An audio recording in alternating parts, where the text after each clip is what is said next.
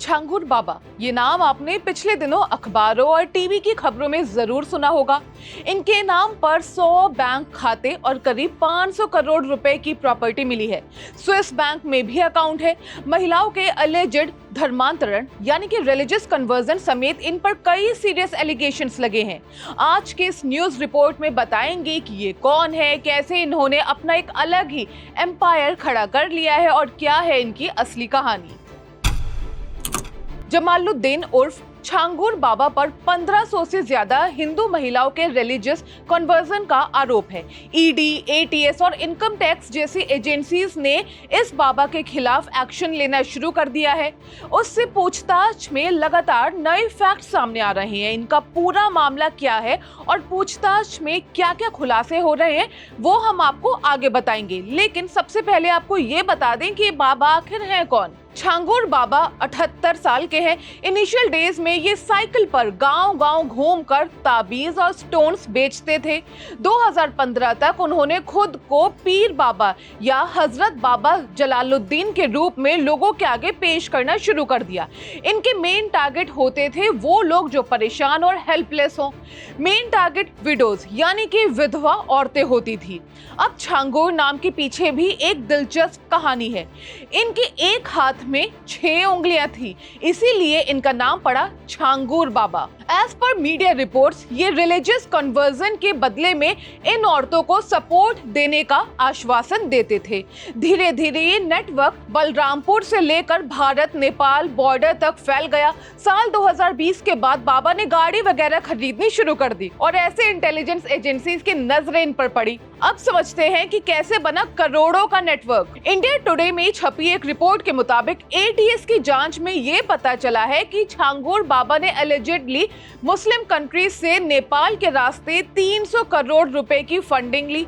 हवाला चैनल से पिछले 3 सालों में उसके पास कुल 500 करोड़ रुपए आए थे।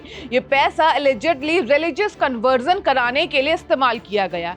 एटीएस की जांच में अब तक की इंक्वायरी में हवाला के जरिए मिले 200 करोड़ रुपए का ऑफिशियल कंफर्मेशन हो चुका है। बाकी 300 करोड़ रुपए के बारे में बताया गया है कि ये पैसा हवाला चैनलों का इस्तेमाल करके नेपाल के रास्ते इंडिया भेजे गए। एज पर एटीएस, नेपाल के बॉर्डर डिस्ट्रिक्ट्स जैसे कि काठमांडू, नवलपारसी और बांके में 100 से ज्यादा बैंक खाते खोले गए। Again as per media reports, in accounts में पाकिस्तान, दुबई, सऊदी अरब और टर्की समेत बाकी मुस्लिम कंट्रीज से फंड आए थे। नेपाल के एजेंट्स ने ये पैसे छांगुर तक पहुंचाने में मदद की। इसके लिए उन्हें 4 से 5% कमीशन मिली। एक बार ये पैसा भारत आ गया, उसके बाद इसे इंडियन करेंसी में कन्वर्ट किया गया। यहाँ गौर करने वाली बात यह है कि अयोध्या जिले में सबसे ज्यादा फंड आया। फिलहाल छांगुर बाबा से जुड़े 40 बैंक अकाउंट्स की तलाश शुरू हो गई है। हिंदुस्तान टाइम्स में छपी एक रिपोर्ट के मुताबिक इन्वेस्टिगेशन में खुलासा हुआ कि इस गिरोह के पास रिलीजियस कन्वर्जन के लिए कास्ट बेस्ड रेट तैयार होते थे।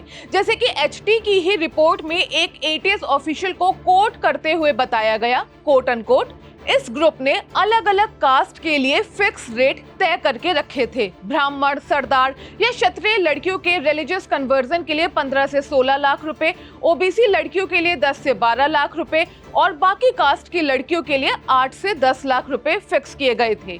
ऐसे ही एक मामले में लखनऊ की गुंजा गुप्ता का नाम सामने आ रहा है। एटीएस की ही रिपोर्ट के अकॉर्डिंग गिरोह के एक सदस्य अबू अंसारी ने गुंजा गुप्ता को अपने जाल में फंसाया, जो खुद को अमित बताकर उससे मिलने लगा। बाद में उसे बलरामपुर ले जाया गया और जबरन इस्लाम कबूल करवाकर उसका नाम अलीना अंसारी रख दिया गया। फिलहाल एटीएस की जांच में सामने आया है कि छांगुर बाबा को 40 से ज्यादा बैंक खातों के जरिए 100 करोड़ रुपए से ज्यादा की विदेशी फंडिंग मिली है, जो खाड़ी देशों से आई थी और आरोपियों ने करीब 40 बार अलग अलग मुस्लिम कंट्रीज की यात्रा की थी। आपको ये भी बता दें कि छांगुर बाबा ने ही बलरामपुर में एनुअल उर्स के आयोजन की शुरुआत कराई। इसमें हजारों लोग पहुंचे।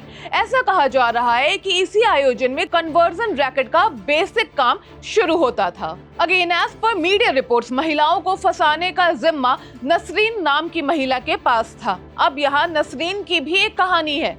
पुलिस के ही मुताबिक नसरीन का असली नाम नीतू रोहरा है और छांगुर बाबा की मुरीद बनने के बाद इसने इस्लाम अपना लिया था और बलरामपुर में जिन इमारतों को गिराया जा रहा है उनमें ज्यादातर बिल्डिंग इसी महिला के नाम पर है।